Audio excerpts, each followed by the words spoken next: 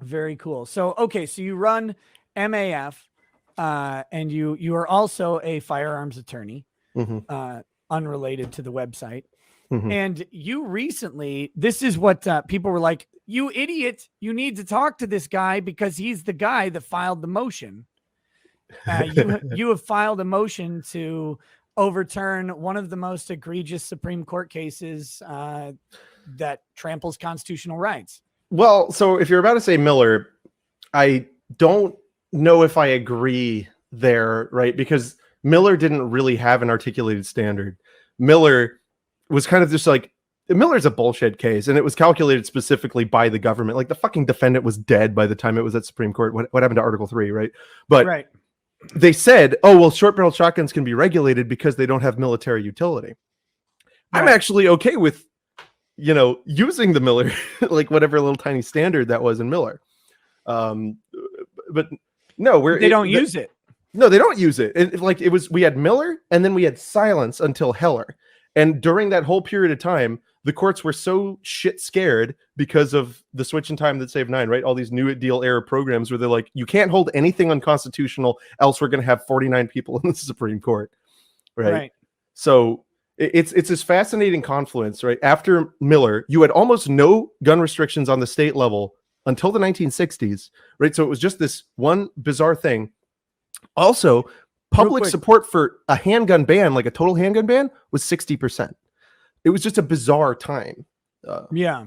Let's real quick talk about that. The switch in time saved 9 is it's a play on an old expression, but the idea here is that if you don't know, FDR was pushing the New Deal, trying to get the country in his mind, trying to get the country back on its feet. He's really trying to implement a bunch of progressive law. The problem he was facing was a Supreme Court that was like unconstitutional. Every single part of his program was getting shut down left and right. And he went to the court and he told them, if you don't start ruling my way, remember, this is FDR, who at the time, and maybe still, was the most popular president ever. And was famous in his cabinet for wandering around the halls. I mean, to the extent he could, right?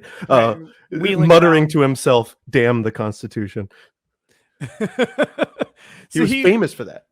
So he was so wildly popular with the people that he basically said, I can appoint as many Supreme Court justices as necessary to make you 9 irrelevant. If he had to put 10 new justices on the court, he would. If he had to put 20 new justices on the court, he was going to do it. Like, we talk now about court packing as this like sort of possibility that's looming in the woods. Like, oh, Joe Biden might appoint 2 more liberal justices to outdo the conservative side or something. No, FDR is like, I'm going to do this if you don't do it. And he's like, and I have the backing of the people. This is probably in his 3rd term, I think, that this is going on. And so, he got elected for a 4th even after this. So the saving 9 is saving 9 Supreme Court justices is what we're talking about. And the switch in time was I think 2 justices that were like, you know what? I'm suddenly going to decide that the Commerce Clause doesn't mean what it says and actually means literally anything. Don't you dare cite Wickard versus Filburn on this show, you bastard. Am I allowed? No, I say Miller is one of the most Wickard versus Filburn. Oh, Wickard, it's horrifying. So and of course, like anyone who's been through law school, like most of you guys will have your con law professor say, I'm going to show you the most disgusting Supreme Court decision ever, and it's called Lochner, right? and Lochner was about being able to contract your own body to work however many hours you want, and they said, yeah, that's your right. New York, you can't force bakers to only work for X amount of hours. That's stupid. When I went, so my first job out of law school was at the Cato Institute, and they have this like very in-depth interview that they go through people depending on their answers. The first question was, Matt, what's your opinion on Lochner? And I just go, Lochner was correctly decided, and they said, oh, okay, you're hired. Now everyone knows how to get hired at Cato Institute. Perfect. Yeah, go ahead.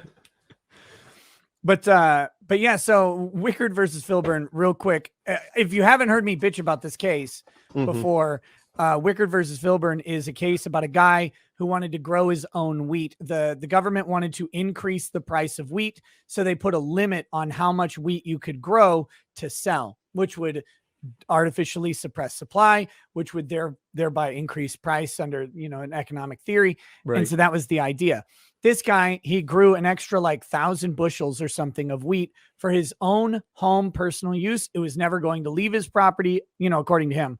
It was never going to be sold to someone in the state, was never going to be sold across state lines or anything. And the Congress has the power to regulate commerce, interstate commerce specifically, so they can regulate commerce that travels across state lines. So he says, no, I'm saving this wheat for my own use to feed my own cattle, etc. Wickard versus Filburn was the decision that said that by creating something for himself, he is actively not participating in interstate commerce, and therefore he is participating in interstate commerce, and by suppressing the demand from his household. Yes, because he should have had to buy that wheat, damn it.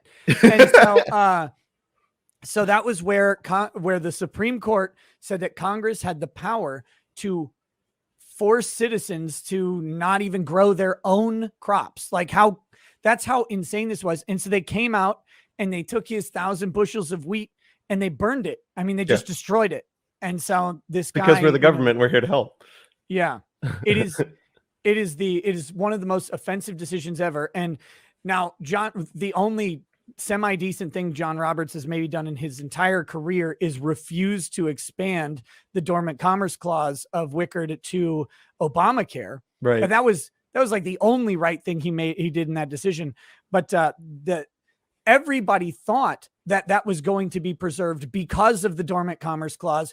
It's what Congress passed it under. And when Roberts came out and said, no, I was in law school at the time, con law professor was stunned. Everybody's stunned. And he's like, no, use tax and spend. I'm invoking the tax power. Yeah. Wait, hold on. Wait. Yeah, he all said it's not a tax. The lawyer argued it's not a tax. Yeah. Some other appointed attorney's like, well, if it is a tax, this is what it looks like. And Robert's like, no, that one. That's the one we want. I like that one.